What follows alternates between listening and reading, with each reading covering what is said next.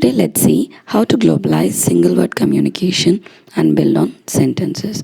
For you to understand this content, you have to see part 1 of this video on how to help your child communicate using single word. The link for that video is given below the description. So have a look through of that video before you can watch this video. In yesterday's video, we saw how to help your child request a snack using single word. Use that activity for a week, but try that with different type of snacks. Now list down child's favorite toys, people, games and books. If the child is yet to get interested in books and toys, put on a list of things he is interested in and make him interested in some people games so that you can play with him.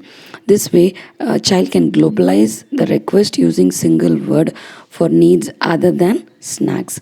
Some things he is interested would be on phone, iPad, ball, balloon and some paint. So take a list of 5 snacks, couple of food items, 5 people games and couple of interested objects like phone or iPad. So make a list of this and follow the same activity with these items. So next step, whenever you choose a snack, do the same with different persons at home. Change the people to whom the child is requesting. First time say mom can give the snack, next time another adult in the home. Likewise, if you are doing this activity 3-4 times a day, every time try to use a different adult so that child gets used to request to everyone at home. Now follow the same procedure for all these list of items as in the previous video and do that activity for 3 to 5 times a day with different people. For snacks, toys, interested items and books, the rules remain the same. For people game, you have to do it in a different way, which I'll explain later. Once child clearly says the snack name, now introduce 2 words. Give chips. When you say chips, point to the chips. When you say the word give, do the gesture with your hand. Don't use too many words, it will become a rote memory. Whatever you speak, the child should understand. If you say give me chips or I want chips, since the child doesn't relate the word me and I want, child will memorize it and use it only in that place. But if you use the word give and chips with proper pointing and gesture, the child will understand both the words and relates it to their communication. This way, child can use those words in other places also. Now use this give word across different requests. Let's choose from the initial list. We made 5 snacks and do 2 games to start with. Across all these, use the word give. Say you have following list of snacks: chips, egg, biscuits, bread, pista. Now use this give keyword across all these things. Say give chips, give egg, like that. So make the same setup as mentioned in my previous video. Now instead of saying just the snack name, say give and the snack name. So start saying give egg, give biscuit, give bread, etc. And in your daily activities, if you can use the word give anywhere, try to use it in front of his eyes. This way the child will understand he has to use this word give in front of anything he wants.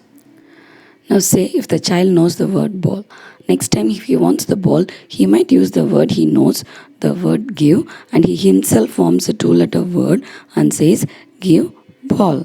This way child globalizes the use of a word by himself. So this is how you help your child globalize the words. So if you're going to use too many words, so the child will get confused on how to use the word in other places. An example of how to do this with the toy play. For instance, you and child sit face to face and keep a clay box. See what your child does. You don't take the lead.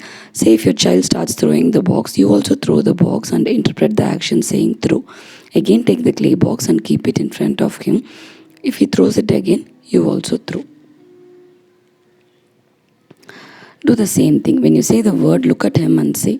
If you repeat this for a few days, he will start saying throw, looking at you. Now, since he starts noticing you, now you can add one more action to it, like throw, run, and run to the thrown clay box.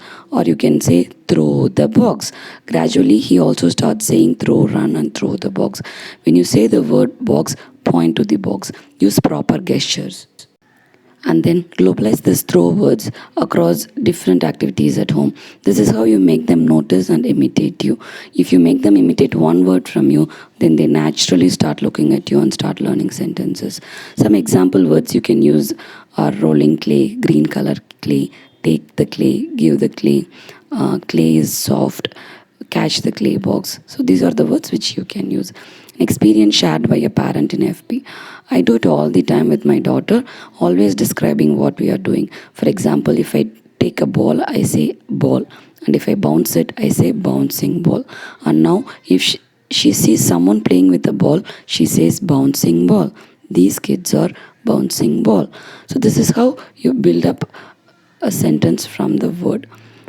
Some people games. Swing. You can make him swing by pushing the swing and then hold the swing in your hand and wait. If the child reaches out to you to make you swing again, then you can say the word swing and leave the swing. So use a proper gesture for the word swing when you do this one. So do the similar way like how we do it for the snack needs. Now the child will start requesting you using the word swing. You can tickle, same way you tickle her, wait, and when the child reaches out to you, tickle and do it again. If the child is non-verbal, try to use visual cue by taking a pic of tickling and use it as like how you used for snacks. Tickling, spinning the child around and spinning him in a chair, or some examples of people games. So you can choose something the child likes also.